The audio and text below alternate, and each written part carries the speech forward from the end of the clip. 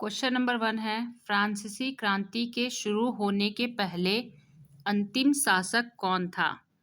फ्रांसीसी क्रांति के शुरू होने के पहले अंतिम शासक कौन था? सही आंसर है लुई 16वां। लुई 16वां।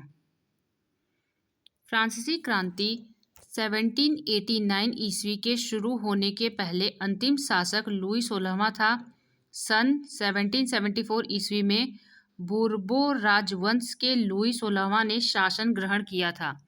क्वेश्चन नंबर 2 है, अवधि के आधार पर भारत में किसान आंदोलनों को चरणों में विभाजित किया जा सकता है। अवधि के आधार पर भारत में किसान आंदोलनों को चरणों में विभाजित किया जा सकता है। सही आंसर है 3। अवधि के आधार पर भारत में किसान आंदोलन को 3 चरणों में बांटा गया है। प्रथम चरण 1857 से 1921 तक उचित नेतृत्व के अभाव में कृषक आंदोलनों की छुटपुट बहुत कम श्रृंखला मिलती है, जैसे बंगाल के जोतदारों का संघर्ष 1870 में, अवध किसान विद्रोह, चंपारण एवं खेड़ा सत्याग्रह आदि। द्वितीय चरण 1923 से 1946 तक चला। इस चरण में कृषक संगठन की स्थापना हुई, जैसे प्रांतीय किसान सभा। कृषक संगठनों ने कृषकों के अंदर जमींदारों के शोषण के खिलाफ वर्ग चेतना को जागृत किया। तीसरा चरण था तृतीय चरण।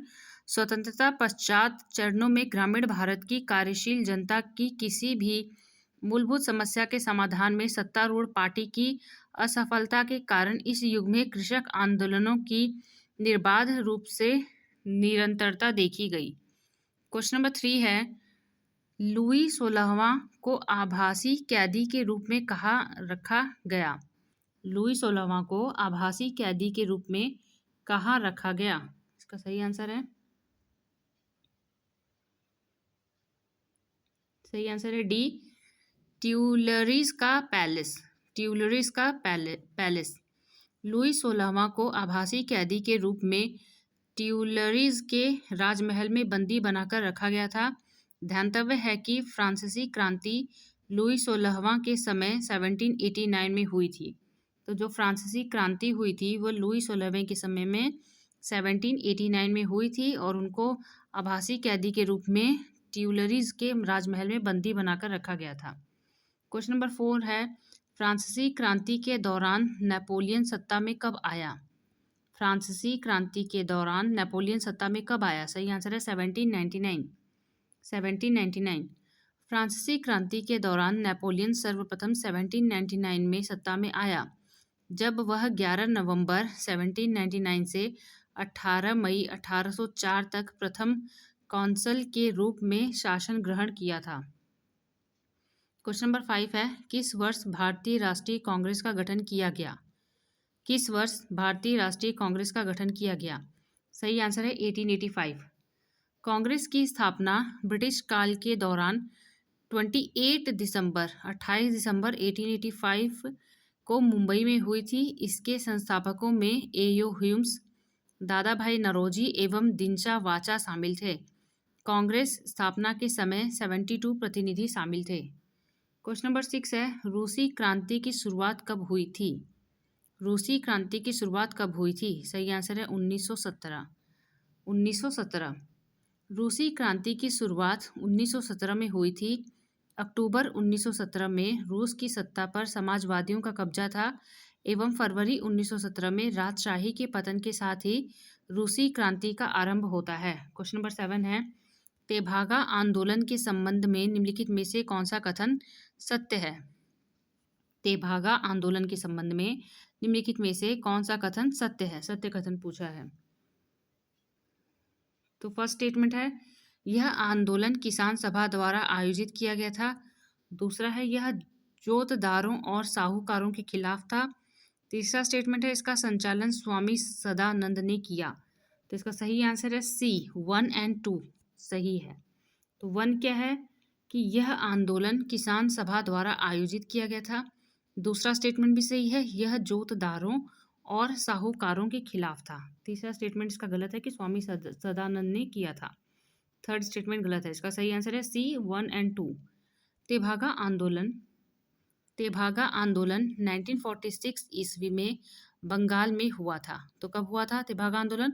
1946 ईस्वी में बंगाल में हुआ था। यह आंदोलन अखिल भारतीय किसान सभा द्वारा आयोजित किया गया था। अखिल भारतीय किसान सभा की स्थापना 1936 में स्वामी सहजानंद ने की थी। यह आंदोलन जोतदारों, भूमि का स्वामी और साहूकारों के खिलाफ था। तो जोतदारों, भूमि का स्वामी जिन्हें कहते थे, और साहूकारों के खिलाफ था। क्वेश्चन नंबर 8 है, निम्नलिखित में से किसने 1876 में इंडियन एसोसिएशन का गठन किया था? निम्नलिखित में से किसने 1876 में इंडियन एसोसिएशन का गठन किया था? तो पहला ऑप्शन है सुरेंद्र नाथ बनर्जी, दूसरा है आनंद मोहन बोस। सही आंसर है इसका बी, 1 and 2 दोनों, बोथ 1 and 2 दोनों, सुरेंद्र नाथ बनर्जी भी होंगे और आनंद मोहन बोस ने। इंडियन एसोसिएशन की स्थापना बंगाल में 1876 ईस्वी में सुरेंद्र नाथ बनर्जी एवं आनंद मोहन बोस ने किया था। क्वेश्चन नंबर 9 है, पूना सार्वजनिक सभा के संस्थापक सदस्यों में से कौन थे? पूना सार्वजनिक सभा के संस्थापक सदस्यों में से कौन थे? सही आंसर है इसका सी, एमजी रनाडे। एमजी रनाडे। पूना सार्वजनिक सभा की स्थापना महादेव गोविंद रानाडे के नेतृत्व में पूना में हुई थी। यह एक सामाजिक राजनीतिक संगठन था। क्वेश्चन नंबर 10 है, दिसंब्रिस्ट विद्रोह 1825 के संबंध में कौन सा कथन सही है? दिसंब्रिस्ट यानी दिसंबर ऐसे कुछ करके साउंड कर रहा है। दिसंब्रिस्ट विद्रोह 1825 के संबंध में कौन सा कथन सही है? पहला स्टेटमेंट है, प्रतिभागी समाज के किसान और श्रमिक थे। पहला स्टेटमेंट था प्रतिभागी किसान और श्रमिक थे। दूसरा स्टेटमेंट है प्रतिभागी युवा पुरुष थे जिन्होंने जार की सेना में अधिकारियों के रूप में कार्य किया था। तो ये सेकंड वाला स्टेटमेंट ही सही है। इसका आंसर है ए, ओनली सेकंड। प्रतिभागी युवा पुरुष थे जिन्होंने जार की सेना में अधिकारियों के रूप में कार्य किया था। दिसंब्रिस्ट विद्रोह 26 दिसंबर 1825 को सम्राट अलेक्जेंडर प्रथम की अचानक मृत्यु के अंतराल के दौरान हुआ था। इस क्रांति में भाग लेने वाले युवा पुरुष थे जिन्होंने जार की सेना में अधिकारियों के रूप में काम किया था। क्वेश्चन नंबर 11 है, ड्यूमा का गठन रूस के किस सम्राट के काल में हुआ था? ड्यूमा का गठन रूस के किस सम्राट के काल में हुआ था? सही आंसर है निकोलस सेकंड। Nicholas second. 18वीं शताब्दी के प्रारंभ में रूस के संपूर्ण शहरों में ड्यूमाओं का गठन शुरू हो गया था। पहली औपचारिक रूप से ड्यूमा का गठन 1905 ईस्वी में सम्राट जार निकोलस द्वितीय के समय में होता है। क्वेश्चन नंबर 12 है, औद्योगिक क्रांति पहली बार हुई थी। औद्योगिक क्रांति यानी इंडस्ट्रियल जो रिवॉल्यूशन था वह पहली बार हुई थी। कहाँ पे हुई थी? तो ब्रिटेन में हुई थी। औद्योगिक क्रांति पहली बार ब्रिटेन में घटित हुई थी। औद्योगिक क्रांति शब्द का पहली बार प्रयोग अंग्रेजी आर्थिक इतिहासकार अर्नोल्ड टायनबी 1852 से 1883 ने 1760 से 1840 तक ब्रिटेन के आर्थिक विकास को परिभाषित करने के संदर्भ में किया था। क्वेश्चन नंबर 13 है, यदि राज्य का कोई प्राकृतिक उत्तराधिकारी नहीं है और यदि ब्रिटिश दत्तक उत्तराधिकारी को अस्वीकार कर देते हैं तो विलय की नीति बड़े पैमाने पर लागू होती है। दिए गए विकल्पों में से यहाँ की गई चर्चा की नीति का चयन करें। फिर से पढ़ देती हूँ, यदि राज्य का कोई प्राकृतिक उत्तराधिकारी नहीं है और यदि ब्रिटिश दत्तक उत्तराधिकारी को अस्वीकार कर देते हैं तो विलय की नीति बड़े पैमाने पर लागू होती है। दिए गए विकल्पों में से यहाँ की गई चर्चा की नीति का चयन करें। तो ये किसकी थी? तो सही इसका आंसर होगा, सही आंसर है ए में क्या दिया हुआ है? Doctrine of lapse. Doctrine of lapse. Doctrine of lapse या व्यक्तिगत या हड़प की नीति पैतृक वारिस न होने की स्थिति में कंपनी द्वारा अपने अधीनस्थ क्षेत्रों को ब्रिटिश साम्राज्य में मिलाने की नीति थी। लॉर्ड डलहौजी 1848 से 1856 ने इस नीति को प्रारंभ किया था। क्वेश्चन नंबर 14 है 29 मार्च 1857 को डैश अपने अधिकारियों पर गोली चला दी थी। 29 मार्च 1857 को डैश अपने अधिकारियों पर गोली चला दी थी। सही आंसर है मंगल पांडे। 29 मार्च 1857 की मंगल पांडे ने न्यू एनफील्ड राइफल में गाय व सुअर की चर्बी लगे होने का विरोध करते हुए अपने अधिकारियों पर गोली चलाई थी। यह 1857 की क्रांति का तत्कालीन कारण था। क्वेश्चन नंबर 15 है स्वदेशी आंदोलन की प्रक्रिया के रूप में शुरू हुआ था। स्वदेशी आंदोलन डैश की प्रक्रिया के रूप में शुरू हुआ था। सही आंसर है ए बंगाल विभाजन। सही आंसर है बंगाल विभाजन। स्वदेशी आंदोलन बंगाल विभाजन के प्रतिक्रिया स्वरूप आरंभ हुआ था। बंगाल विभाजन के निर्णय की घोषणा 20 जुलाई 1905 को हुई थी। यह 16 अक्टूबर 1905 से प्रभावी हुआ था। तो ये भी पूछा जाता है कि बंगाल विभाजन के निर्णय की घोषणा कब हुई थी, तो 20 जुलाई को हुई थी 1905 में, और प्रभावी हुआ था 16 अक्टूबर 1905 को। क्वेश्चन नंबर 16 है शासकों के राजा बनने का वर्ष निम्नलिखित में से कौन सा युग्म सही है। एक तरफ शासक दिए हैं और उनके राजा बनने का वर्ष दिया है और पूछा है इसमें कौन सा सही है, तो केवल ओनली वन सही है। ए इसका आंसर है ओनली वन।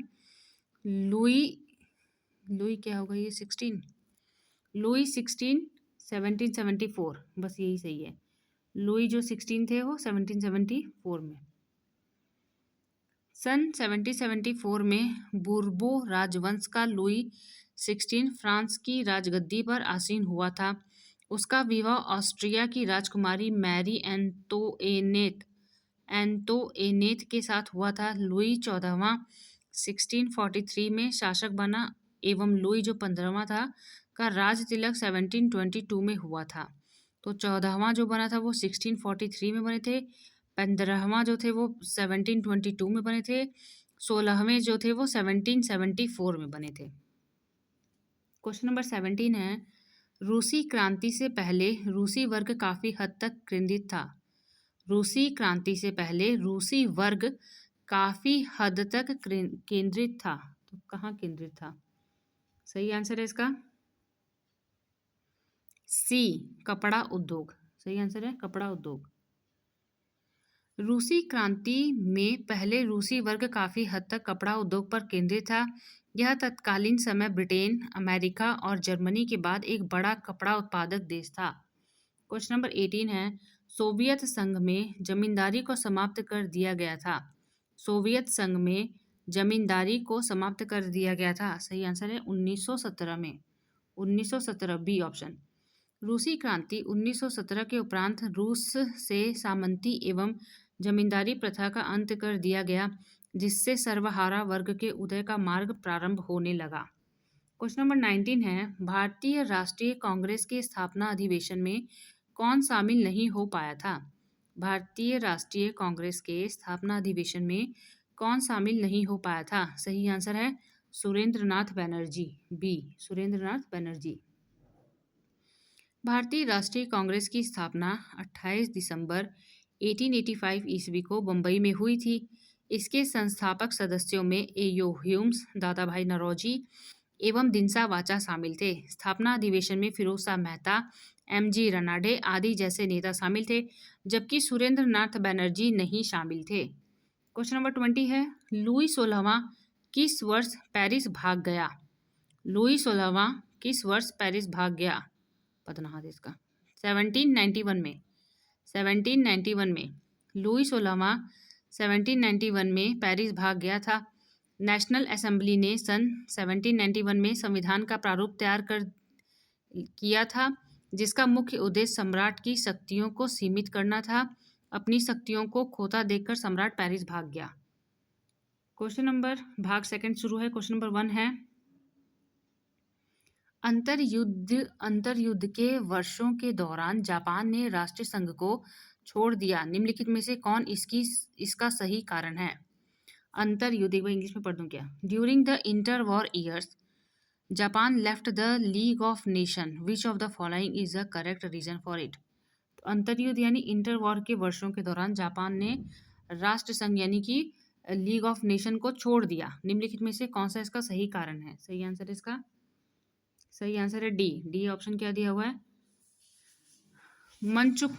मंचुकाओ शासक की गैर मान्यता, मंचुकाओ शासक की गैर मान्यता, नॉन रिकॉग्निशन ऑफ मंचुकाओ रिजिम।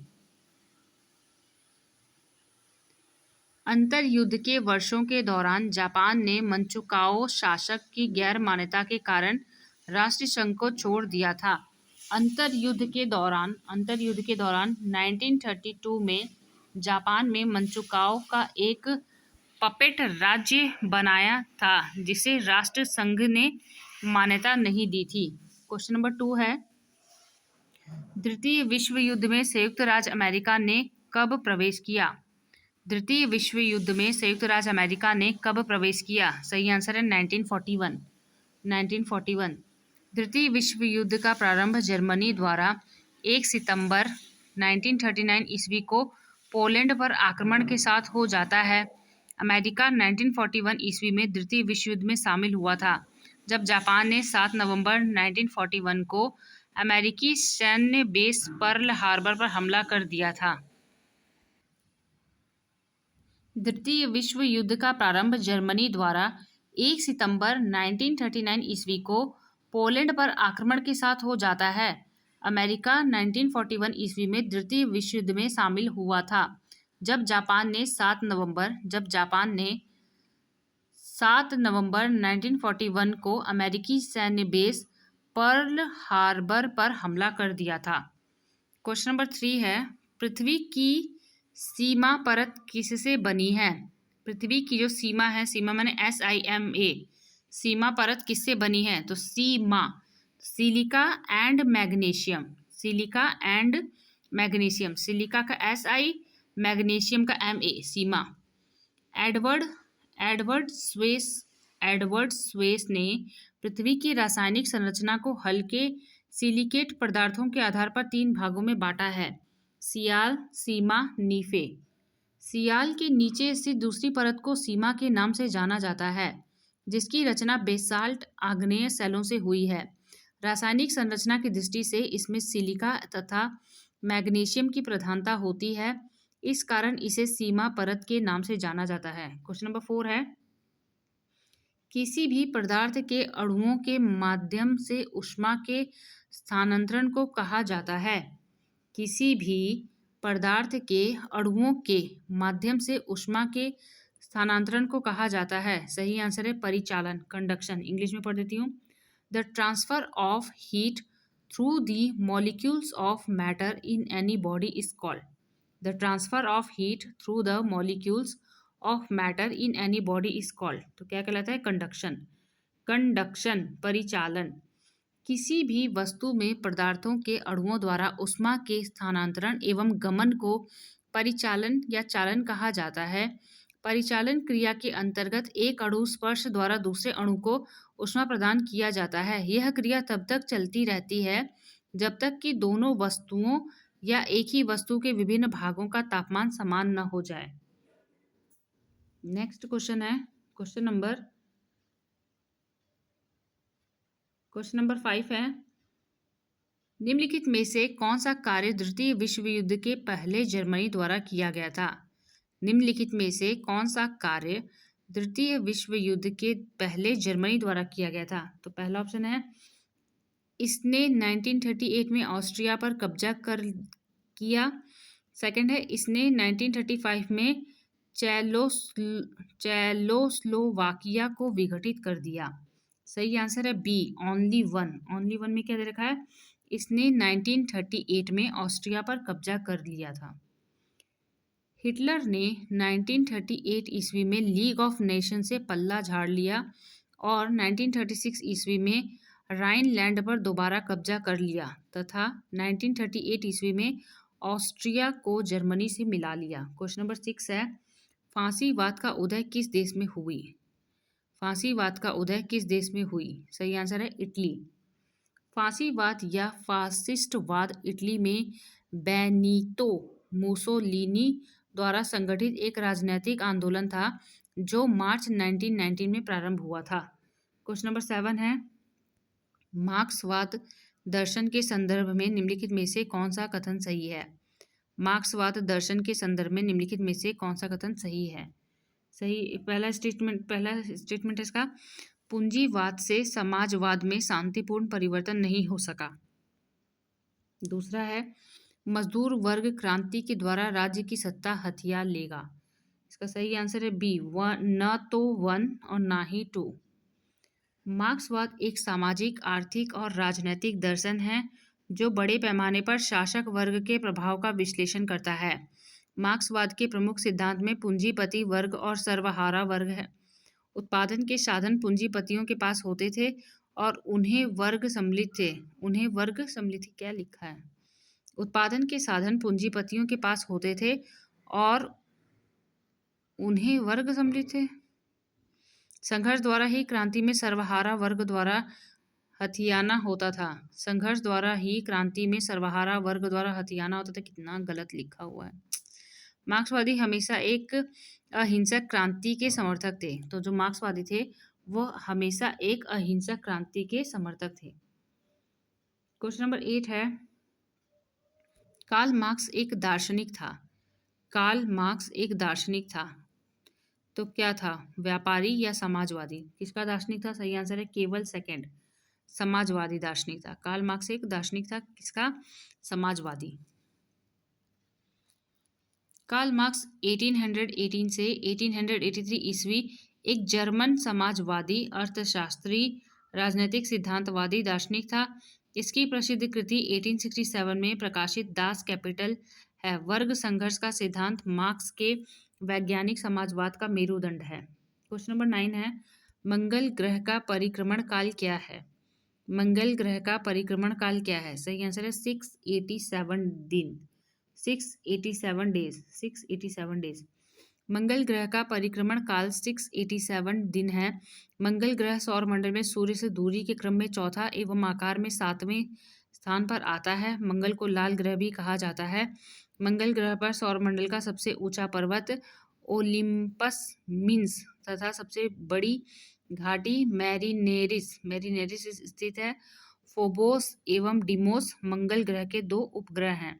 तो मंगल ग्रह के 2 उपग्रह हैं, फोबोस और डिमोस। सबसे ऊंचा मंगल ग्रह पे पर्वत है ओलिम्पस मीन्स।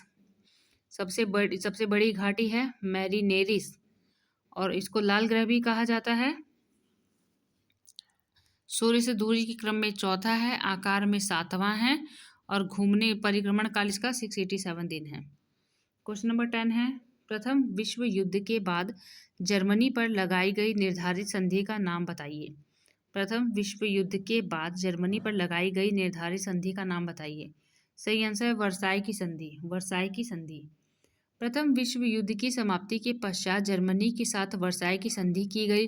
वर्साई की संधि 28 जून 1919 ईस्वी को लागू करते समय जर्मन प्रतिनिधियों से अनुमति नहीं ली गई थी। इस संधि के द्वारा जर्मनी पर विजयी राष्ट्रों ने कठोर शर्तें लगा दी थी तथा शर्त के अनुसार जर्मनी को अपनी भूमि का एक बड़ा हिस्सा खोना पड़ा। दूसरे राज्यों पर कब्जा नहीं कर सकता था। सेना का आकार सीमित कर दिया गया और भारी क्षतिपूर्ति थोप दिया गया था। चूंकि वर्साई की संधि को जबरदस्ती जर्मनी पर थोपा गया था, इसलिए हिटलर एवं जर्मन वासी इसे अपमानजनक मानते थे। इस संधि को द्वितीय विश्व युद्ध का गर्भगृह कहा जाता है। यानी कि कहते हैं कि जो वर्साई की संधि है ये नहीं माना जर्मन वासियों ने और हिटलर ने, अपमानजनक माना और इसी को द्वितीय विश्व युद्ध का उपज कहते हैं। गर्भगृह माने इसको उपज कहते हैं, इसी की वजह से द्वितीय विश्व युद्ध हुआ।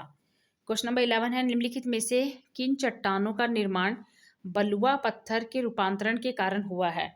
निम्नलिखित में से किन चट्टानों का निर्माण बलुआ पत्थर के रूपांतरण के कारण हुआ है? तो सही आंसर है इसका ऑप्शन है स्लेट, संगमरमर, क्वार्ट्जाइट और सेल।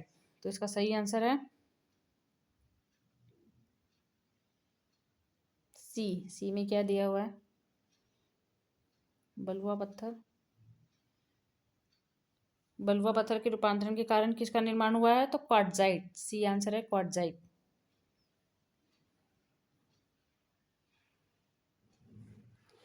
बलुआ पत्थर के रूपांतरण या कायांतरण से क्वार्ट्जाइट चट्टान का निर्माण होता है।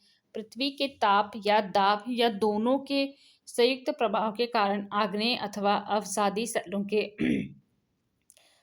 स्थलों के रंग, रूप, संरचना तथा कठोरता आदि में परिवर्तन आ जाता है। इस परिवर्तन के कारण बनी हुई चट्टानों को रूपांतरित चट्टान कहते हैं। क्वेश्चन नंबर 12 है, निम्नलिखित में से कौन सी स्थानीय हवा उत्तरी तथा दक्षिणी ध्रुवीय क्षेत्रों में चलती है? निम्नलिखित में से कौन सी स्थानीय हवा उत्तरी तथा दक्षिणी ध्रुवीय क्षेत्रों में चलती है? सही आंसर है ब्लिज़ार्ड। ब्लिज़ार्ड ब्लिज़ार्ड या हिम झंझावत ध्रुवीय हवाएं होती हैं जो बर्फ के कणों से युक्त होती हैं। इसका प्रवाह क्षेत्र उत्तरी तथा दक्षिणी ध्रुव, साइबेरिया, कनाडा तथा संयुक्त राज्य अमेरिका में है। हिम कणों से युक्त होने के कारण दृश्यता नष्ट हो जाती है, दिखता नहीं है, इतना ज़्यादा हिमकण होते हैं इसमें। क्वेश्चन नंबर 13 है, विश्व युद्ध फर्स्ट यानी वर्ल्ड वॉर फर्स्ट किस वर्ष शुरू हुआ था? वर्ल्ड वॉर फर्स्ट किस वर्ष शुरू हुआ था? सही आंसर है 1914 में। विश्व युद्ध फर्स्ट 1914 ईस्वी में शुरू हुआ था। 28 जून 1914 ईस्वी को ऑस्ट्रिया के राजकुमार फर्डिनेंड की बोस्निया की राजधानी सराजावो में हत्या की घटना प्रथम विश्व युद्ध का तत्कालीन कारण था। तो ऑस्ट्रिया के जो राजकुमार थे फर्डिनेंड की बोस्निया की राजधानी सराजाओ में हत्या कर दी गई थी। इसी घटना को प्रथम विश्व युद्ध का तत्कालीन कारण माना जाता है। ऑस्ट्रिया ने 1904 यानी 1904 में बोस्निया पर कब्जा कर लिया था, जिस पर सर्बिया की निगाह थी। इसलिए ऑस्ट्रिया ने इसे सर्बिया का षड्यंत्र मानते हुए चेतावनी दी और 28 जुलाई 1914 ईस्वी को युद्ध की घोषणा कर दी। इस प्रकार यह गुटों का युद्ध हो गया था। इसमें रूस ने सर्बिया के पक्ष में युद्ध की तैयारी शुरू कर दी। अतः जर्मनी ने भी 1 अगस्त को रूस एवं 3 अगस्त को फ्रांस के खिलाफ युद्ध की घोषणा कर दी थी। क्वेश्चन नंबर 14 है, द्वितीय तरंग। द्वितीय तरंग माने एस तरंग के संबंध में निम्नलिखित में से कौन सा कथन सही है? तो द्वितीय तरंग यानी सेकेंडरी जो सिस्मिक वेव्स होती हैं उसके संबंध में कौन सा कथन सही है? पहला है, इन्हें अनुदैर्ध्य तरंग भी कहते हैं। दूसरा है, यह तरंग तरल पदार्थ से नहीं गुजर सकती। तीसरा है, इसकी गति धरातलीय तरंगों से कम होती है। सही आंसर है केवल सेकंड इसमें सही है। यह तरंग तरल पदार्थ से नहीं गुजर सकती, बस यही स्टेटमेंट सही है इसका सेकंड। यह तरंग तरल पदार्थ से नहीं गुजर सकती, बाकी दोनों गलत हैं। कि इन्हें अनुदैर्ध्य तरंग भी कहते हैं, ये गलत है। इसकी गति धरातलीय तरंगों से कम होती है, ये भी गलत है। भूकंप के दौरान पृथ्वी में कई प्रकार की लहरें उत्पन्न होती हैं। इन लहरों को भूकंपीय लहरें कहते हैं। मुख्य रूप से भूकंपीय लहरों या तरंगों को 3 भागों में बांटा जा सकता है। तो 3 भाग कौन कौन से हैं? प्राथमिक या संपीड़नात्मक तरंगें, द्वितीयक या अनुप्रस्थ तरंगें, तृतीय धरातलीय तरंगें। द्वितीयक तरंगें अनुप्रस्थ तरंगें होती हैं। द्वितीयक जो तरंगें होती हैं वो अनुप्रस्थ तरंगें होती हैं, जो जल तरंग या प्रकाश तरंग के समान होती हैं। यह तरंगें केवल ठोस माध्यम से ही होकर गुजरती हैं। इनकी गति धरातलीय तरंगों से अधिक होती है, इसलिए विकल्प ए सही है। क्वेश्चन नंबर 15 है, 1796 में पृथ्वी की उत्पत्ति से संबंधित निहारिका परिकल्पना का प्रतिपादन किसने किया था? 1796 में पृथ्वी की उत्पत्ति से संबंधित निहारिका परिकल्पना का प्रतिपादन किसने किया था? सही आंसर है लाप्लास ने। पृथ्वी के उत्पत्ति से संबंधित निहारिका परिकल्पना का प्रतिपादन लाप्लास ने 1796 ईस्वी में अपनी पुस्तक exposition of the world system में किया। यह परिकल्पना कांट के विचारों से कुछ साम्य रखती है। लाप्लास ने कांट की कुछ गलतियों को दूर करके अपनी संशोधित विचार व्यक्त किया। क्वेश्चन नंबर 16 है, निम्नलिखित में से कौन सा कथन सही है? कौन सा कथन सही है? पहला कथन है यूटोपियन समाजवादी अपने दृष्टिकोण में वैज्ञानिक थे। दूसरा है यूटोपियन समाजवादी सामाजिक न्याय के बारे में चिंतित थे। सही आंसर है इसका ए, केवल 2। यूटोपियन समाजवादी सामाजिक न्याय के बारे में चिंतित थे। यूटोपियन समाजवादी अपने दृष्टिकोण में वैज्ञानिक नहीं थे। तो यूटोपियन जो समाजवादी थे वे अपने दृष्टिकोण में वैज्ञानिक नहीं थे, बल्कि वे सामाजिक न्याय के बारे में सोचते थे।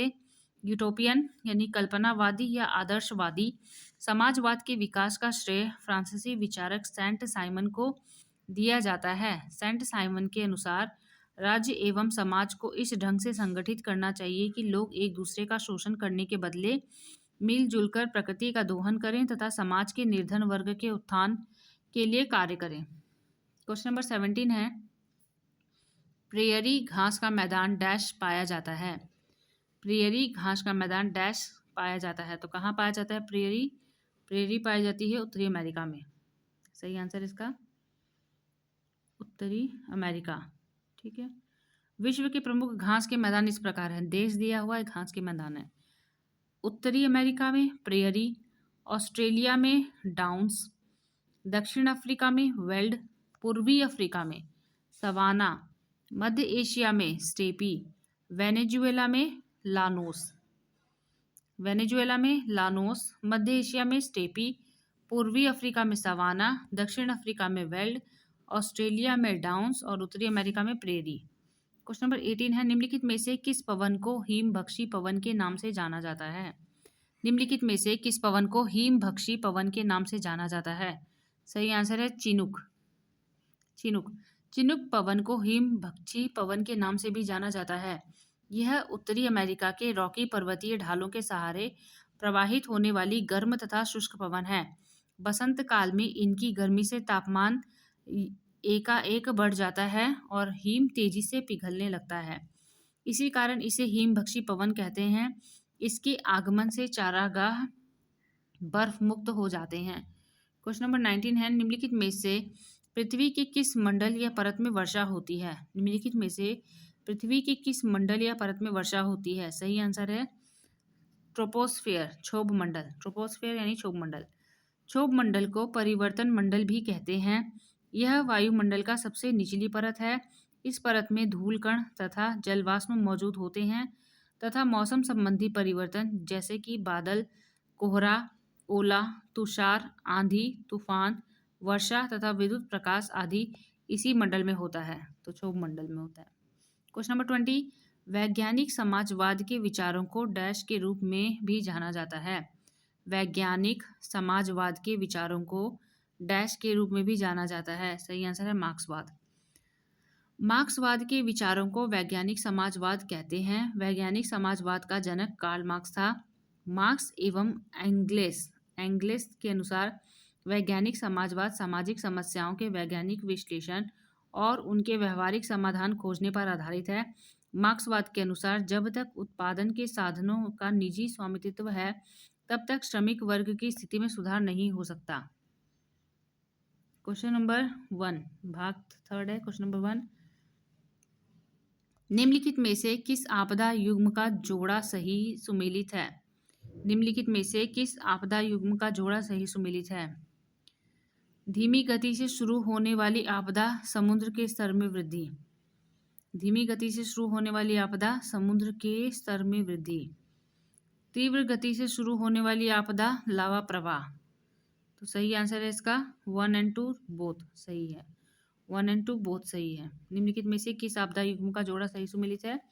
तो धीमी गति से शुरू होने वाली आपदा, समुद्र के स्तर में वृद्धि यानी slow onset disaster, sea level rise, rapid onset disaster, lava flow. तीव्र गति से शुरू होने वाली आपदा, लावा प्रवाह। समुद्र के स्तर में वृद्धि धीमी गति से होने वाली प्रक्रिया है, जबकि लावा का प्रवाह ज्वालामुखी उद्गार से होने वाली तीव्र प्रक्रिया है। प्राकृतिक आपदाएं तीव्रता से घटित होती हैं तथा बड़े पैमाने पर जनधन की हानि तथा इस पर लोगों का बहुत कम या कुछ भी नियंत्रण नहीं होता है। क्वेश्चन नंबर 2 है, निम्नलिखित में से कौन सी विशेषता सरल निर्वाह मूलक कृषि की है? निम्नलिखित में से कौन सी विशेषता सरल निर्वाह निर्वाह मूलक कृषि की है, यानी कि which of the following characteristics of simple subsistence agriculture are correct. तो पहला ऑप्शन है, इसमें खेतों के आकार छोटे होते हैं। दूसरा है, इसे झूम कृषि के नाम से भी जाना जाता है। तीसरा है, एक ही भूखंड से कई अलग अलग फसलें उगाई जाती हैं। सही आंसर है 1, 2 एंड 3 तीनों। यानी कि जब कहें सरल निर्वाह मूलक कृषि यानी कि सिंपल सबसिस्टेंस एग्रीकल्चर, तो इसका मतलब है इसमें खेतों के आकार छोटे होते हैं। इसे झूम कृषि के नाम से भी जाना जाता है। एक ही भूखंड से कई अलग अलग फसलें उगाई जाती हैं।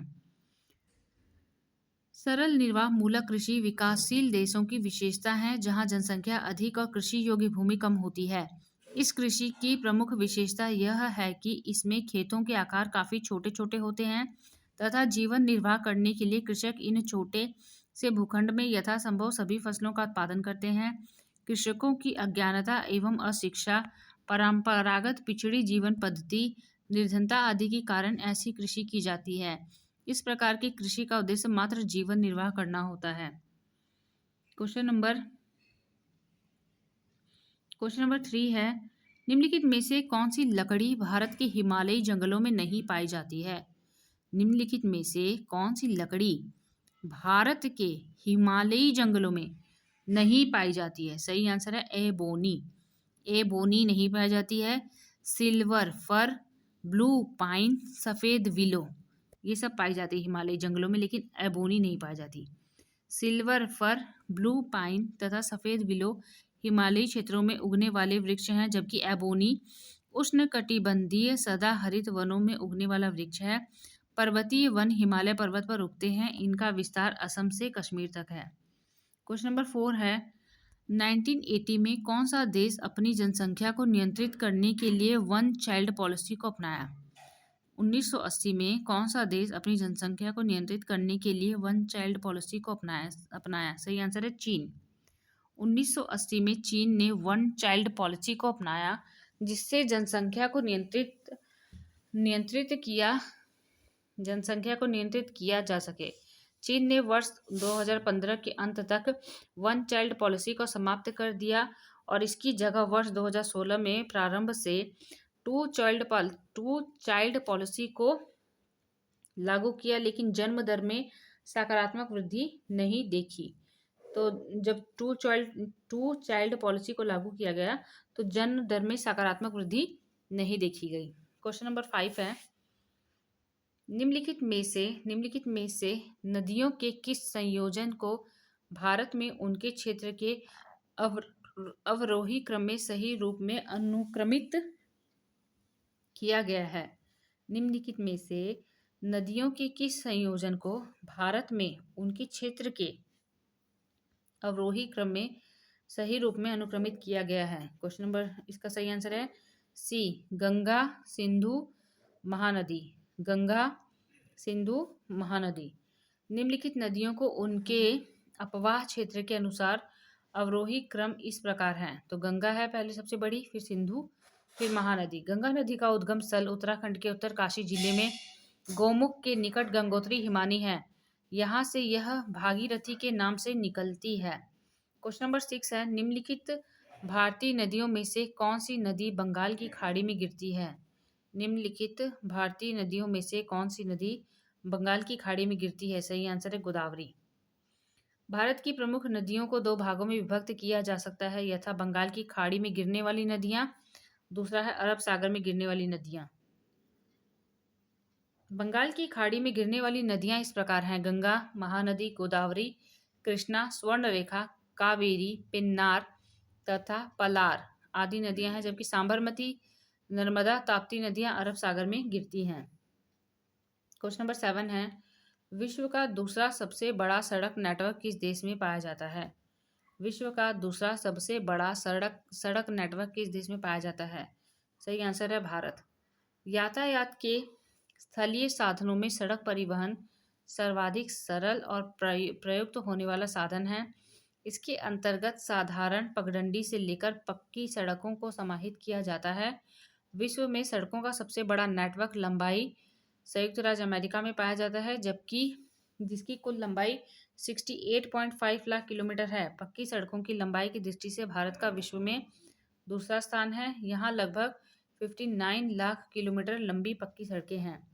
क्वेश्चन नंबर 8 है, एक उद्योग का स्थान काफी हद तक निम्नलिखित में से किस कारक पर निर्भर करता है? एक उद्योग का स्थान काफी हद तक निम्नलिखित में से किस कारक पर निर्भर करता है? तो सही आंसर है इसका ए, 1 एंड 2 दोनों। कच्चा माल और जलवायु, रॉ मटेरियल और क्लाइमेट, दोनों फैक्टर्स इंपॉर्टेंट हैं किसी भी उद्योग को स्थापित करने के लिए। तो कच्चा माल भी, रॉ मटेरियल भी जरूरी है और जलवायु यानी क्लाइमेट भी जरूरी है। उद्योग की अवस्थिति को प्रभावित करने वाले कारकों में कच्चे माल की उपलब्धता, भूमि, जल, श्रम, पूंजी, परिवहन, जलवायु और बाजार आदि शामिल हैं। उद्योग वहां स्थित होते हैं जहां इनमें से कुछ या सभी कारक आसानी से उपलब्ध होते हैं। क्वेश्चन नंबर 9 है, भारत में मानसून की वापसी किस महीने में शुरू होती है? भारत में मानसून की वापसी किस महीने में शुरू होती है? सही आंसर है सितंबर। मानसून के पीछे हटने या लौट जाने को मानसून का निर्वर्तन कहा जाता है। 1 सितंबर से उत्तर पश्चिमी भारत में मानसून पीछे हटने लगता है और 15 अक्टूबर तक यह दक्षिणी भारत को छोड़ शेष समस्त भारत से निर्वतित हो जाता है। प्रायद्वीप के दक्षिणी आधे भाग में वापसी की गति तीव्र होती है। दिसंबर के प्रारंभ तक देश के शेष भाग से मानसून की वापसी हो जाती है। अतः स्पष्ट है कि भारत में मानसून का पीछे हटना सितंबर माह में ही प्रारंभ हो जाता है।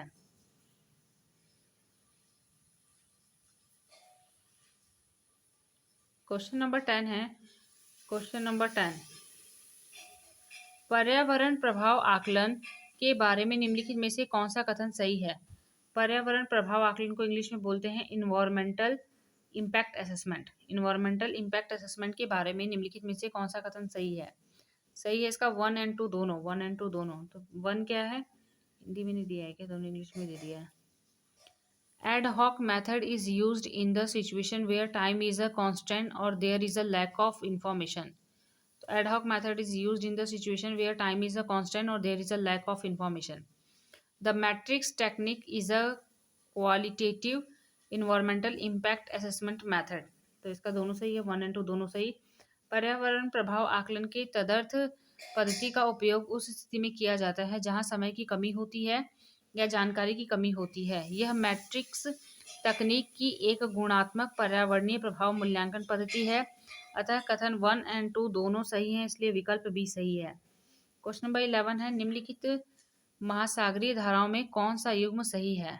निम्नलिखित महासागरीय धाराओं में से कौन सा युग्म सही है? एक तरफ महासागरीय धाराएं दी हैं और दूसरा ये पूछा है कि किस ओशन में ये बहती हैं। तो गल्फ स्ट्रीम अटलांटिक महासागर, लेब्राडोर धारा प्रशांत महासागर, पेरू धारा हिंद महासागर। एकदम गलत है थर्ड वाला, पेरू धारा हिंद महासागर एकदम गलत है। गल्फ स्ट्रीम अटलांटिक महासागर सही है। लेब्राडोर धारा प्रशांत महासागर वो भी गलत है। जो लेब्राडोर धारा है ये प्रशांत महासागर की नहीं है, तो केवल 1 सही है इसमें, केवल 1। गल्फ स्ट्रीम उत्तरी अटलांटिक महासागर में चलने वाली गर्म जल धारा है। इस धारा के कारण सारगैसो सागर का उष्ण जल तट के निकटवर्ती शीतल और अधिक घनत्व वाले जल के ऊपर प्रवाहित नहीं हो पाता। गल्फ स्ट्रीम के पृष्ठ भाग के तापमान एवं महाद्वीप के तटवर्ती सागर के तापमान में भारी अंतर अंकित किया जाता है। लेब्राडोर जो धारा है वो उत्तरी अटलांटिक महासागर में एवं पेरू की धारा दक्षिण प्रशांत महासागर में पेरू के तट पर प्रवाहित होती है। जो लेब्राडोर धारा है वो उत्तरी अटलांटिक महासागर में और पेरू की धारा दक्षिण प्रशांत महासागर में पेरू के तट पर प्रवाहित होती है। क्वेश्चन नंबर 12 है, निम्नलिखित में से किसे भारत के लौह एवं इस्पात उद्योग की समस्या के रूप में पहचाना गया है? निम्नलिखित में से किसे भारत के लौह और इस्पात उद्योग की समस्या के रूप में पहचाना गया है? पहला है, इसके लिए बड़ी मात्रा में पूंजी की आवश्यकता होती है। सही है। कोकिंग कोल की उच्च लागत। तीसरा है, अंतर्राष्ट्रीय बाजार में बढ़ती प्रतिस्पर्धा। तो इसका तीनों सही होगा। तीनों सही है, माने पहला क्या है, इसके लिए बड़ी मात्रा में पूंजी की आवश्यकता होती है, सही है। कोकिंग कोल की उच्च लागत है, ये भी सही है। अंतर्राष्ट्रीय बाजार में बढ़ती प्रतिस्पर्धा, ये भी सही है। तो 1 2 3 तीनों। लौह इस्पात उद्योग को आधारभूत उद्योग कहा जाता है। इसमें बड़ी मात्रा में भारी भरकम कच्चा माल की आवश्यकता होती है। लोहा निकालने के लिए लौह अयस्क को भट्टियों के कोकिंग कोल एवं चूना पत्थर के साथ प्रगलन किया जाता है। भारत में लौह इस्पात उद्योग में निम्न समस्याओं को पहचाना गया है: बड़ी मात्रा पूंजी की आवश्यकता, कोकिंग कोल की उच्च लागत एवं अंतर्राष्ट्रीय बाजार में बढ़ती प्रतिस्पर्धा, परिवहन की समस्या, उन्नत मशीनरी का अभाव तथा कुशल मजदूरों की कमी, भूमि अधिग्रहण की समस्या आदि। क्वेश्चन नंबर 13 है, निम्नलिखित में से कौन सी गैस का उत्पादन अम्ल वर्षा में शामिल नहीं है?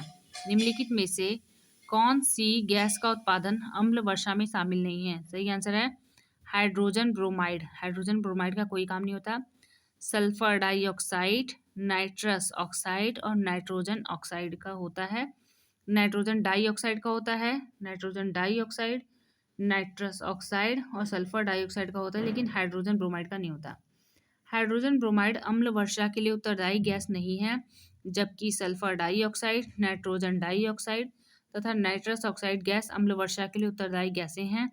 ऐसी वर्षा जिसका पीएच मान 5.6 से कम हो अम्ल वर्षा कहलाती है। क्वेश्चन नंबर 14 है, निकटवर्ती तट क्षेत्र में औसत समुद्र तल से सुनामी लहरों के जल की ऊंचाई कहलाती है। निकटवर्ती तट क्षेत्र में औसत समुद्र तल से सुनामी लहरों के जल की ऊंचाई कहलाती है।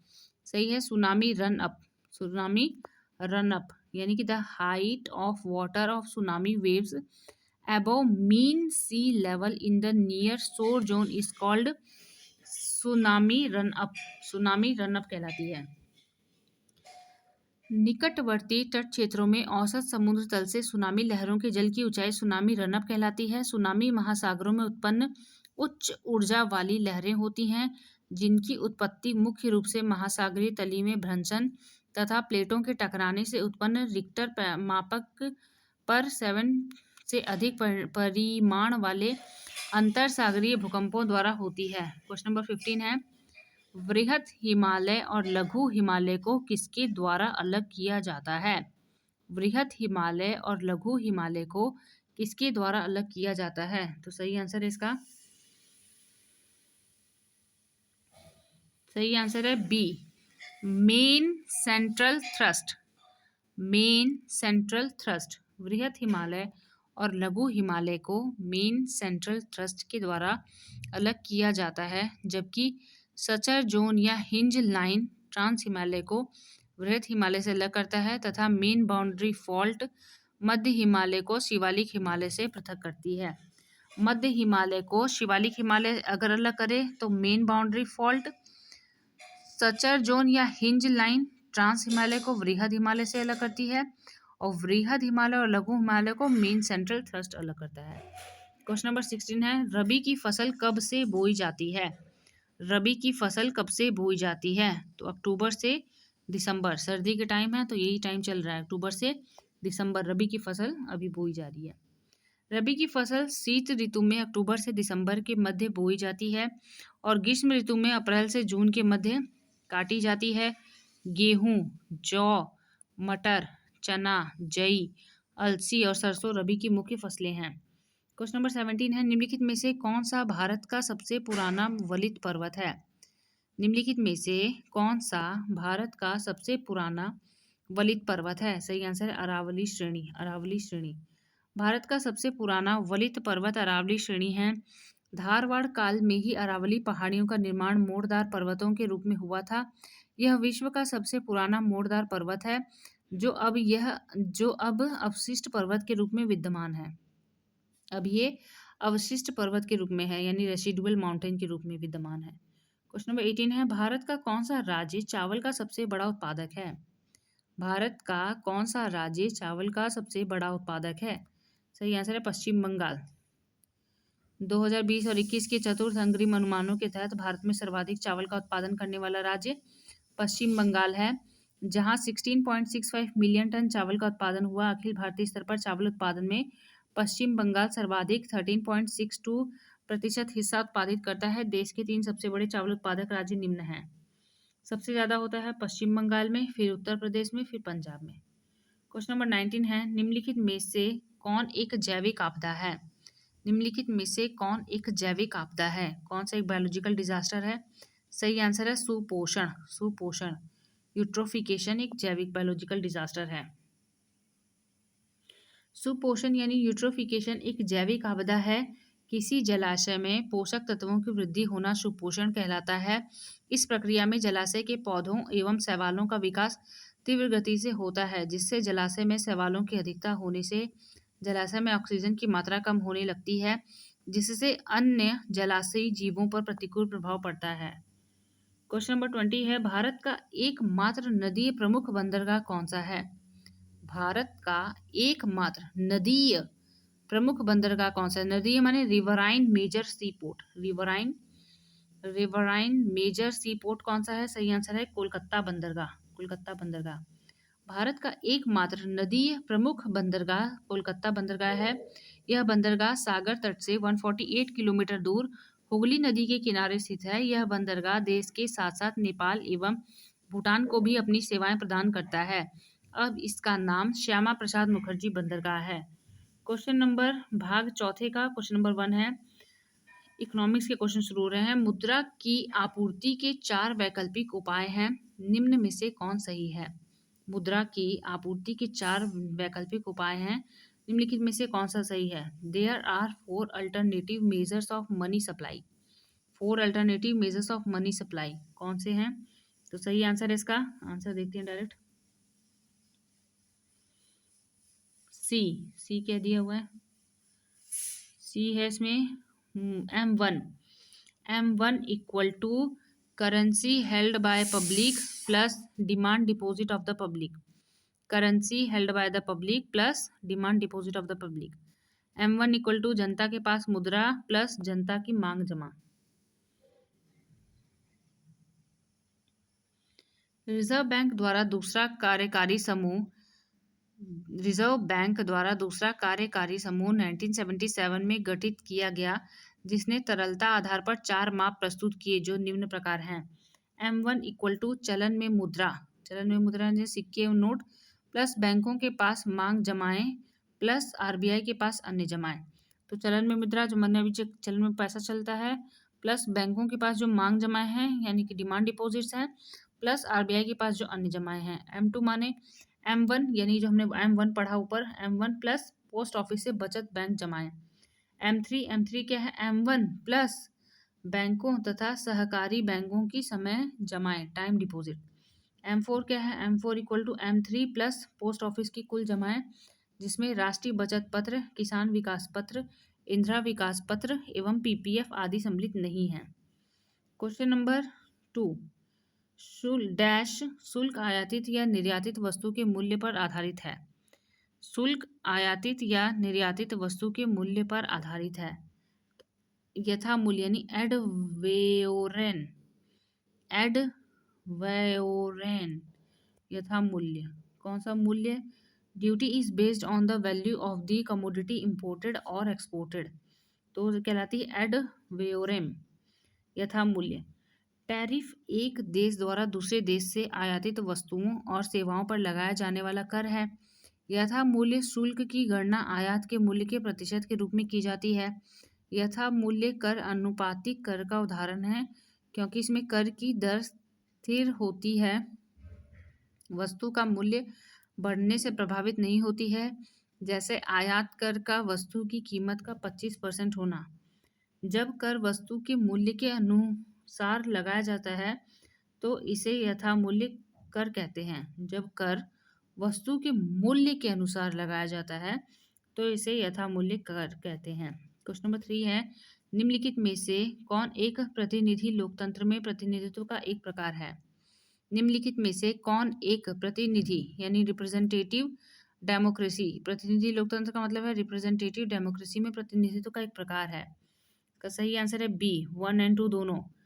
प्रादेशिक प्रतिनिधित्व और कार्यात्मक प्रतिनिधित्व। प्रादेशिक माने टेरिटोरियल रिप्रेजेंटेशन और कार्यात्मक प्रतिनिधित्व माने फंक्शनल रिप्रेजेंटेशन।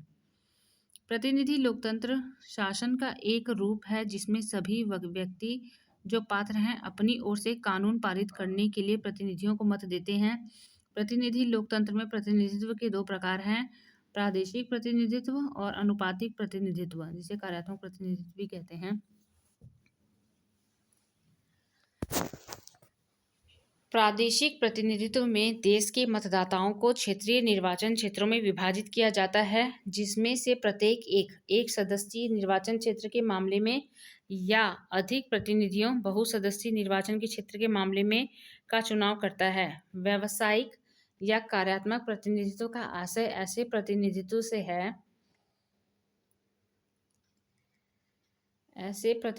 से है जिसके अंतर्गत एक क्षेत्र विशेष में विद्यमान विभिन्न व्यावसायिक समूहों को अपने अपने प्रतिनिधि चुनने का अधिकार होता है, ताकि विभिन्न व्यावसायिक समूहों के हितों की सुरक्षा हो सके। नोट: श्रेणी समाजवाद व्यावसायिक प्रतिनिधित्व का प्रबल समर्थन करने वाली विचारधारा है। क्वेश्चन नंबर 4 है, भारत में चुनाव के संबंध में निम्नलिखित में से कौन सा कथन सही है? भारत में चुनाव के संबंध में निम्नलिखित में से कौन सा कथन सही है? पहला कथन है, भारत में केवल 2 प्रमुख दल चुनाव में भाग लेते हैं। दूसरा, भारत में पंचायत का चुनाव नहीं होता है। तो ना तो 1 और 2 दोनों सही नहीं हैं। भारत में बहुदलीय प्रणाली प्रचलित है। भारत के चुनाव आयोग के पास 750 से अधिक दल पंजीकृत हैं, लेकिन इनमें सभी दल चुनाव में गंभीर दावेदार नहीं हैं। भारत में प्रमुख राजनीतिक दल हैं भारतीय राष्ट्रीय कांग्रेस, भारतीय कम्युनिस्ट पार्टी, मार्क्सवादी communist party, Bharatiya Janata party, Bahujan Samaj party. Bharat में पंचायतों के चुनाव भी होते हैं। ग्राम पंचायतों को वार्डों में विभाजित किया जाता है और प्रत्येक वार्ड से एक सदस्य का चुनाव किया जाता है, जिसे पंच या पंचायत सदस्य कहा जाता है, जो सीधे ग्रामीणों द्वारा चुने जाते हैं। क्वेश्चन नंबर 5 है, भारत में मतदान की न्यूनतम आयु को किस वर्ष घटाकर 18 वर्ष कर दिया गया? तो इसका सही आंसर है 1988। यहाँ दिया हुआ है तो वही उसका आंसर होना चाहिए, लेकिन स्टार बना हुआ है। 61वें संविधान संशोधन अधिनियम 1989 द्वारा भारतीय संविधान के अनुच्छेद 326 में संशोधन करके मताधिकार की आयु 21 वर्ष से घटाकर 18 वर्ष कर दिया गया। तो दिल्ली एसएसबी ने इसका आंसर बी माना है, यानी 1988 सही है वही। क्वेश्चन नंबर 6, निम्नलिखित में से किसे लोकतंत्र की विशेषता नहीं माना जा सकता है? निम्नलिखित में से किसे लोकतंत्र की विशेषता नहीं माना जा सकता है? तो सही आंसर का क्या होगा? अभिजात तंत्र इसका नहीं माना जा सकता। स्वशासन सही है, समानता सही है, स्वतंत्रता सही है, लेकिन अभिजात तंत्र एरिस्टोक्रेसी नहीं होगा इसका आंसर। अभिजात तंत्र लोकतंत्र की विशेषता नहीं है। अभिजात तंत्र वह शासन प्रणाली है जिसमें सत्ता एक खास वर्ग के लोगों के हाथ में रहती है। क्वेश्चन नंबर 7 है, निम्नलिखित में से आर्थिक विकास के संबंध में कौन सा कथन नवशास्त्रीय विचारों के संबंध में सही है? निम्नलिखित में से आर्थिक विकास के संबंध में कौन सा कथन नवशास्त्रीय विचारों यानी न्यू क्लासिकल व्यू के संबंध में सही है? तो पहला कथन है, यह आर्थिक विकास को गरीबी और असमानता को दूर करने वाला मानता है। दूसरा है, यह मानता है कि पूंजी निर्माण के दीर्घकालिक प्रभावों के परिणाम स्वरूप विकास होता है। तो इसका सही आंसर है केवल 2 सही है। यह मानता है कि पूंजी निर्माण के दीर्घकालिक प्रभावों के परिणाम स्वरूप विकास होता है। नवशास्त्रीय अर्थशास्त्र मुख्य रूप से सीमित उत्पादक संसाधनों के कुशल आवंटन से संबंधित है। यह दीर्घावधि में संसाधनों के विकास पर भी विचार करता है, जो वस्तुओं और सेवाओं के उत्पादन का विस्तार करने की अनुमति देगा। यह मानता है कि पूंजी निर्माण के दीर्घकालिक प्रभाव के परिणाम स्वरूप विकास होता है। क्वेश्चन नंबर 8 है, प्रत्यक्ष लोकतंत्र सरकार के कार्यों में डैश के प्रत्यक्ष, सीधे एवं निरंतर भागीदारी पर आधारित है। प्रत्यक्ष लोकतंत्र सरकार के कार्यों में डैश के प्रत्यक्ष, सीधे एवं निरंतर भागीदार पर आधारित है। सही आंसर है नागरिक इसका सही आंसर है। प्रत्यक्ष लोकतंत्र सरकार के कार्यों में नागरिकों के प्रत्यक्ष, सीधी एवं निरंतर भागीदारी पर आधारित है। प्रत्यक्ष लोकतंत्र को राजनीतिक संस्थाओं की एक प्रणाली के रूप में देखा जा सकता है, जो आम तौर पर प्रतिनिधित्ववादी लोकतंत्र की एक बड़ी प्रणाली के अंदर कुछ निर्णय लेने वाली संस्थाओं से जुड़ी होती है। क्वेश्चन नंबर 9 है, भूकंपीय घटनाओं के विनाशकारी प्रभावों से बचने और कम करने के लिए निम्नलिखित में से कौन से एहतियाती उपाय किए जाने चाहिए? भूकंपीय घटनाओं के विनाशकारी प्रभावों से बचने और कम करने के लिए निम्नलिखित में से कौन से एहतियाती उपाय किए जाने चाहिए? पहला है वनों की कटाई और बड़े पैमाने पर उत्खनन को रोकना। दूसरा है पहाड़ी क्षेत्रों में शहरी विकास को प्रतिबंधित करना। तीसरा है ग्रामीण क्षेत्रों में ऊंची इमारतों का निर्माण। तो सही आंसर है 1 एंड 2। 1 एंड 2 दोनों सही है। तीसरा गलत है कि ग्रामीण क्षेत्रों में ऊंची इमारतों का निर्माण गलत है। भूकंपीय घटनाओं के विनाशकारी प्रभाव को कम करने के लिए निम्नलिखित उपाय या तरीके इस प्रकार हैं। वनों की कटाई और बड़े पैमाने पर उत्खनन को रोकना। पर्वतीय और पहाड़ी क्षेत्रों में शहरी विकास को रोकना। तीसरा है भूकंपीय प्रभावित क्षेत्रों में घरों के प्रकार और भवन डिजाइन में सुधार लाना तथा ऐसे क्षेत्रों में ऊंची इमारतें, बड़े औद्योगिक संस्थान और शहरीकरण को प्रतिबंधित करना। चौथा है इमारतों का इंफ्रास्ट्रक्चर भूकंपरोधी बनाना। क्वेश्चन नंबर 10 है, इस क्षेत्र में उत्पादकों की गतिविधियां प्राकृतिक संसाधनों से घनिष्ठ रूप से जुड़ी हुई हैं। यह क्षेत्र है। इस क्षेत्र में उत्पादकों की गतिविधियां प्राकृतिक संसाधनों से घनिष्ठ रूप से जुड़ी हुई हैं। यह क्षेत्र है। तो सही आंसर है इसका सी, केवल 1, प्राथमिक क्षेत्र। क्या है? केवल प्राथमिक क्षेत्र। अर्थव्यवस्था में आर्थिक गतिविधियों को 3 क्षेत्रों में बांटा गया है। प्राथमिक क्षेत्र, द्वितीयक क्षेत्र, तृतीयक क्षेत्र। प्राथमिक क्षेत्र में उत्पादकों की गतिविधियां प्राकृतिक संसाधनों से घनिष्ठ रूप से जुड़ी हैं, जिसमें कृषि, खनन, मत्स्य पालन, वानिकी व डेयरी इत्यादि क्षेत्र के उदाहरण हैं। वहीं द्वितीय क्षेत्र में वे उद्योग शामिल हैं जहां तैयार उत्पाद प्राथमिक क्षेत्र में उत्पादित प्राकृतिक सामग्रियों से बनाए जाते हैं, जैसे सूती कपड़े, विनिर्माण, स्टील, रसायन, खाद्य प्रसंस्करण इत्यादि। तृतीय क्षेत्र यानी सेवा क्षेत्र में ऐसी आर्थिक गतिविधियां शामिल हैं जो किसी वस्तु का उत्पादन नहीं करती, लेकिन वे उत्पादन में सहायता या समर्थन करती हैं, जैसे परिवहन, बैंकिंग, बीमा व वित्त इत्यादि। क्वेश्चन नंबर 11 है, भारत में मांग और समय देनदारियों के लिए तरल संपत्तियों के अनुपात को रुपए के रूप में जाना जाता है। भारत में मांग और समय देनदारियों के लिए तरल संपत्तियों के अनुपात को रुपए के रूप में जाना जाता है। The ratio of liquid assets to demand and time liabilities in India is known as, क्या कहते हैं इसको? सही आंसर है इसका सही आंसर है D, statutory liquidity ratio. Statutory liquidity ratio, वैधानिक तरलता अनुपात। स्टैट्यूटरी लिक्विडिटी रेशियो तरल संपत्तियों का अनुपात है जिसे सभी बैंकों को नकदी, सोना, विदेशी मुद्रा या स्वीकृत प्रतिभूतियों के रूप में रखना अनिवार्य है। जनवरी 2007 में जारी एक अध्यादेश द्वारा स्टैट्यूटरी लिक्विडिटी रेशियो की निचली सीमा 25% को समाप्त कर दिया गया। इसे किसी स्तर तक आरबीआई द्वारा नीचे लाया जा सकता है।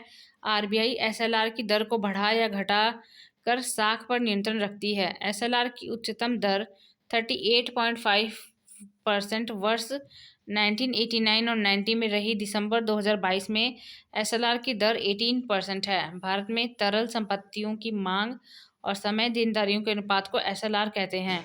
क्वेश्चन नंबर 12 है, समग्र नामांकन अनुपात किस क्षेत्र के साथ संबंधित है? ग्रॉस इनरोलमेंट जो रेशियो है वह किस क्षेत्र के साथ संबंधित है? तो सही बात है, ग्रॉस इनरोलमेंट रेशियो पढ़ाई से संबंधित है, एजुकेशन, शिक्षा से संबंधित है। ग्रॉस इनरोलमेंट रेशियो यानी सकल नामांकन अनुपात शिक्षा क्षेत्र में उपयोग किए जाने वाला एक सांख्यिकीय उपाय है। संयुक्त राष्ट्र शैक्षिक, वैज्ञानिक और अनुसंधान संगठन यानी यूनेस्को ने ग्रॉस इनरोलमेंट रेशियो का वर्णन एक देश के भीतर कुल नामांकन के रूप में करता है। यह शिक्षा के एक विशिष्ट स्तर में उम्र की परवाह किए बिना आधिकारिक आयु समूह में जनसंख्या के प्रतिशत के रूप में व्यक्त किए गए शिक्षा के स्तर के अनुपात है। भारत में वर्ष 18-19 में कितना रहा, लेना देना नहीं। क्वेश्चन नंबर 13 है, भारत में निम्नलिखित में से कौन सी दलीय प्रणाली प्रचलित है? भारत में निम्नलिखित में से कौन सी दलीय प्रणाली प्रचलित है? सही आंसर है बहुदलीय व्यवस्था, मल्टी पार्टी सिस्टम, बहुदलीय व्यवस्था। भारत में बहुदलीय प्रणाली प्रचलित है। भारत में एक से अधिक राजनीतिक दल हैं। भारत में किसी भी राजनीतिक दल को चुनाव प्रक्रिया में भाग लेने का अधिकार है। भारत में इस समय अनेक राष्ट्रीय राजनीतिक दल हैं और अलग अलग राज्य में अलग अलग क्षेत्रीय दल हैं। अमेरिका व ब्रिटेन में 2 दलीय प्रणाली है, चीन में 1 दलीय प्रणाली है। क्वेश्चन नंबर 14 है, भारत में निर्वाचन का अधीक्षक, निर्देशन और नियंत्रण निहित है। Superintendence, direction and control of election in India is vested in. भारत में निर्वाचन का अधीक्षक, निर्देशन और नियंत्रण निहित है, तो इलेक्शन कमीशन ऑफ इंडिया में होगा। सही आंसर है B, election commission of India, भारतीय निर्वाचन आयोग। भारतीय निर्वाचन आयोग, जिसे चुनाव आयोग के नाम से भी जाना जाता है, एक स्वायत्त संवैधानिक निकाय है जो भारत में संघ और राज्य चुनाव प्रक्रियाओं का संचालन करता है। भारत निर्वाचन आयोग अनुच्छेद 324 के तहत चुनाव आयोग में चुनावों के लिए निहित दायित्व, अधीक्षण, निर्देशन और नियंत्रण करता है। क्वेश्चन नंबर 15 है, भारत के किस राष्ट्रीय दल का चुनाव चिन्ह हाथी है? भारत के किस राष्ट्रीय दल का चुनाव चिन्ह हाथी है? किसका है रे भाई? समाज पार्टी, बहुजन समाज पार्टी। भारत की बहुजन समाज पार्टी का प्रतीक हाथी है। बसपा का चुनाव चिन्ह हाथी शारीरिक शक्ति और इच्छा शक्ति का द्योतक है। यह एक विशाल पशु है और समानता शांत रहता है। हाथी शांत रहता है। क्वेश्चन नंबर 16, भारतीय संघवाद की विशेषता है। भारतीय संघवाद की विशेषता है, सही आंसर है एकात्मकता। एकात्मकता, यूनिटेरियन, एकात्मकता यानी यूनिटेरियन। एकात्मकता भारतीय संघवाद की प्रमुख विशेषताओं में से एक है। भारतीय संघवाद की अन्य प्रमुख एकात्मक विशेषताएं अधोलिखित रूप में इस प्रकार हैं। पहला है एकल नागरिकता, दूसरा है एकीकृत न्यायपालिका, राज्यपाल की भूमिका, आपातकालीन प्रावधान। क्वेश्चन नंबर 17 है, निम्नलिखित में से कौन सार्वजनिक वितरण प्रणाली का एक उपाय है? निम्नलिखित में से कौन सार्वजनिक वितरण प्रणाली का एक उपाय है, यानी पब्लिक डिस्ट्रीब्यूशन का कौन सा एक टाइप है? तो उसका सही आंसर है, पहला है सार्वभौमिक सार्वजनिक वितरण प्रणाली, दूसरा है targeted public distribution system, universal public distribution system या टारगेटेड पब्लिक डिस्ट्रीब्यूशन सिस्टम। तो इसका सही आंसर होगा टारगेटेड पब्लिक डिस्ट्रीब्यूशन सिस्टम। देखते हैं क्या आंसर है। सही आंसर है ए में क्या दिया हुआ है? ए, बोथ, 1 और 2 दोनों, 1 और 2 both. Universal public distribution system भी एक टाइप है पीडीएस का और टारगेटेड पब्लिक डिस्ट्रीब्यूशन सिस्टम भी टाइप है पीडीएस का।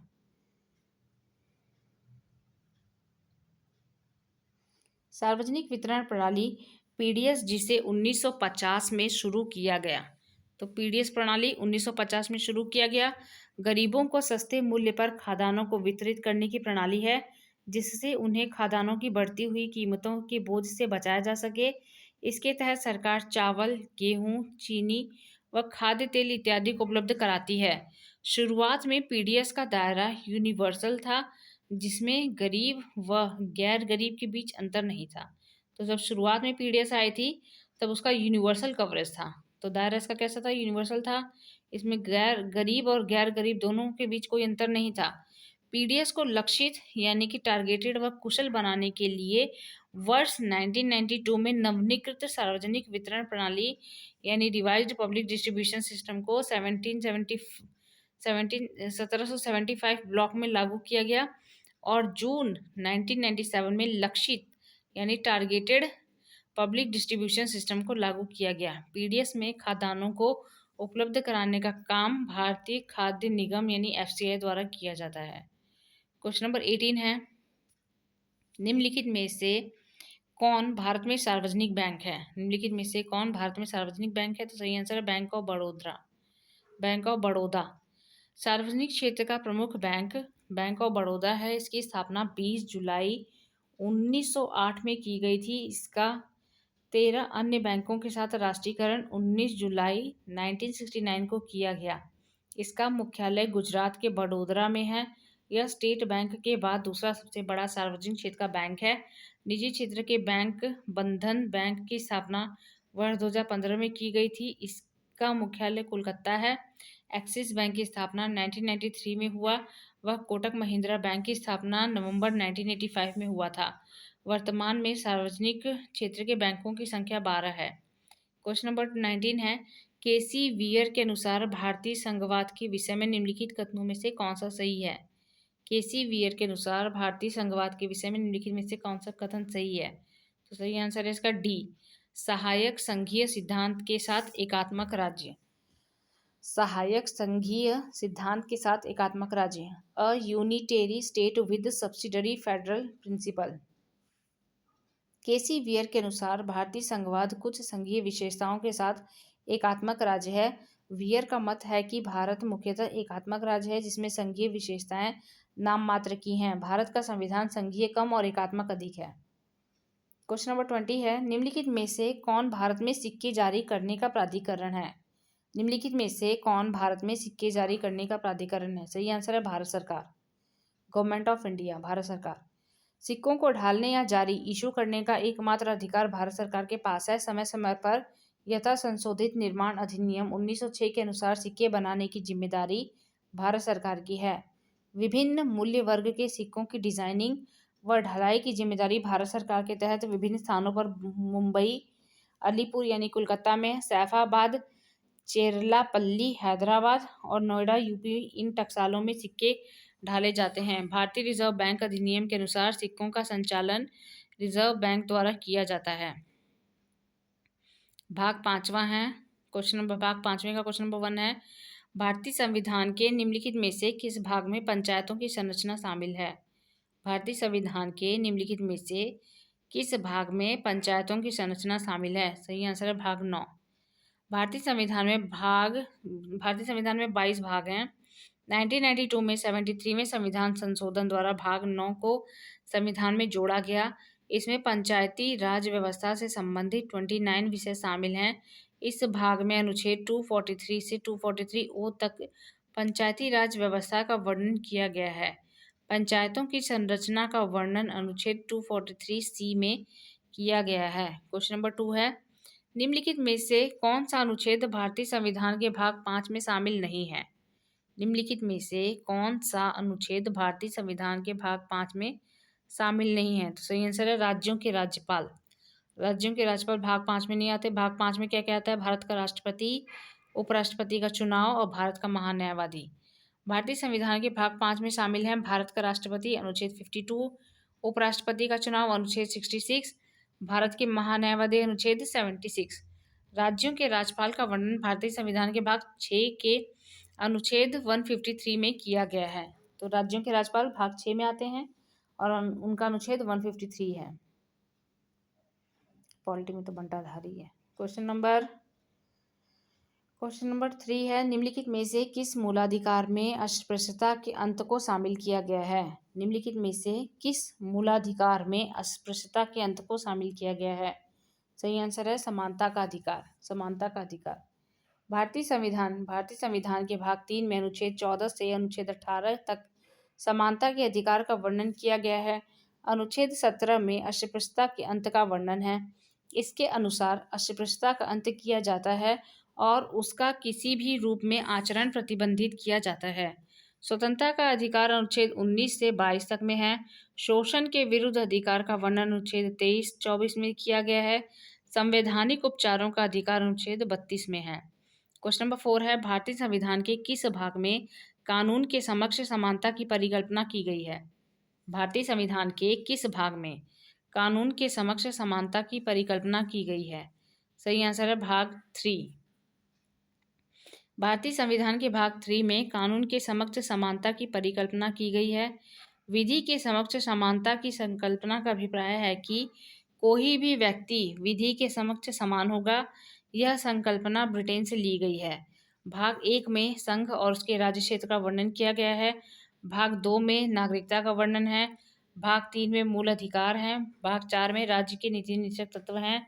भाग 4 क में मूल कर्तव्य का वर्णन है और भाग 5 में संघ का वर्णन है। भाग 6 में राज्यों का वर्णन है। क्वेश्चन नंबर 5 है, भारतीय संविधान का अनुच्छेद 26 निम्नलिखित में से किससे संबंधित है? भारतीय संविधान का अनुच्छेद 26 निम्नलिखित में से किससे संबंधित है? तो सही आंसर है इसका 26 सी में क्या दे रखा है? धार्मिक कार्यों के प्रबंधन की स्वतंत्रता। धार्मिक कार्यों के प्रबंधन की स्वतंत्रता। भारतीय संविधान का अनुच्छेद 26 धार्मिक कार्यों के प्रबंधन का अधिकार प्रदान करता है। इसके अनुसार सभी धार्मिक समुदायों या उनके वर्गों का निम्न अधिकार होगा। पहला, धार्मिक और दान के उद्देश्य के लिए संस्थाओं की स्थापना और उनको बनाए रखना। दूसरा, धार्मिक कार्यों का प्रबंधन करना। तीसरा, चल एवं अचल संपत्ति के अर्जन का अधिकार। चौथा, संपत्ति का विधि के अनुसार प्रशासन करना। अनुच्छेद 27 किसी विशेष धर्म को बढ़ावा देने वाले करों के भुगतान की स्वतंत्रता। अनुच्छेद 29 अल्पसंख्यक वर्गों के हितों का संरक्षण। अनुच्छेद 19 अभिव्यक्ति की स्वतंत्रता आदि के संबंध में कुछ अधिकारों का संरक्षण। क्वेश्चन नंबर 6 है, शाही संविधान में संवैधानिक राजतंत्र के तहत डैश प्रणाली की परिकल्पना की गई थी। नेपाल में राजनीतिक संरचना के संबंध में सबसे उपयुक्त विकल्प चुनें। शाही संविधान में संवैधानिक राजतंत्र के तहत डैश प्रणाली की परिकल्पना की गई थी। नेपाल में राजनीतिक संरचना के संबंध में सबसे उपयुक्त विकल्प चुनें। सही आंसर है संसदीय, पार्लियामेंट्री। नेपाल के शाही संविधान में संवैधानिक राजतंत्र के तहत संसदीय प्रणाली की परिकल्पना की गई थी, तो पार्लियामेंट्री गवर्नमेंट की परिकल्पना की गई थी। क्वेश्चन नंबर 7 है, भारतीय संविधान का अनुच्छेद 76 का संबंध किस प्रावधान से है? भारतीय संविधान का अनुच्छेद 76 का संबंध किस प्रावधान से है? सही आंसर है भारत का महान्यायवादी, अटॉर्नी जनरल ऑफ इंडिया। भारतीय संविधान का अनुच्छेद 76 का संबंध भारत के महान्यायवादी से है। अनुच्छेद 76 के अनुसार राष्ट्रपति उच्चतम न्यायालय का न्यायाधीश होने के योग्य किसी व्यक्ति को भारत का महान्यायवादी नियुक्त करता है। वह भारत सरकार का मुख्य कानूनी सलाहकार तथा उच्चतम न्यायालय में भारत सरकार का प्रमुख वकील होता है। अनुच्छेद 81 में लोकसभा की रचना। अनुच्छेद 83 में संसद के सदनों की अवधि। अनुच्छेद 87 में राष्ट्रपति का विशेष अभिभाषण। क्वेश्चन नंबर 8 है, भारतीय संविधान में शिक्षा के अधिकार से संबंधित अनुच्छेद है। भारतीय संविधान में शिक्षा के अधिकार से संबंधित अनुच्छेद है 21A। भारतीय संविधान में अनुच्छेद 21A शिक्षा के अधिकार से संबंधित है। 86वें संविधान संशोधन 2002 द्वारा इस अनुच्छेद को जोड़ा गया है। इसके अनुसार राज्य विधि बनाकर 6 से 14 वर्ष तक के सभी बालकों के लिए अनिवार्य एवं निःशुल्क शिक्षा के लिए उपबंध करेगा। अनुच्छेद 21 किसी व्यक्ति को उसके जीवन और व्यक्तिगत स्वतंत्रता से विधि द्वारा स्थापित प्रक्रिया के अनुसार ही वंचित किया जाएगा, अन्यथा नहीं। अनुच्छेद 22 कुछ दशाओं में गिरफ्तारी और निरोध से संरक्षण प्रदान करता है।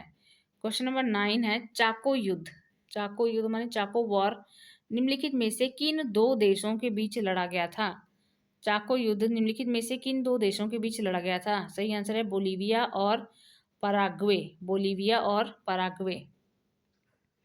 चाको युद्ध 1932 से 1935 तक बोलीविया और पराग्वे के बीच हुआ था। इस संघर्ष का कारण ग्रान चाको के उत्तरी क्षेत्र पर चाको बोरियल का नियंत्रण से शुरू हुआ था। बोलीविया के लिए यह एक रणनीतिक क्षेत्र था। यह पेट्रोलियम पदार्थ तेल से संपन्न क्षेत्र है। क्वेश्चन नंबर 10 है, भारतीय संविधान के भाग 2 में निम्नलिखित में से कौन सी विशेषता है?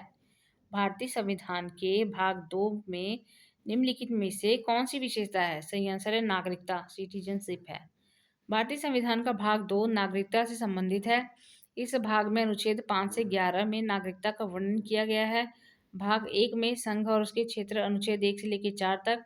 भाग 3 में मौलिक अधिकार अनुच्छेद 12 से लेकर 35 तक। भाग 4 में राज्य के निर्देशक तत्व अनुच्छेद 36 से 51 तक। भाग 4A में मौलिक कर्तव्य अनुच्छेद 51A। भाग 5 में संघ अनुच्छेद 52 से 151 तक। भाग 6 में राज्य हैं अनुच्छेद 152 से 237 तक। तो यहाँ पे हो गया अभी एक क्वेश्चन पेपर कंप्लीट।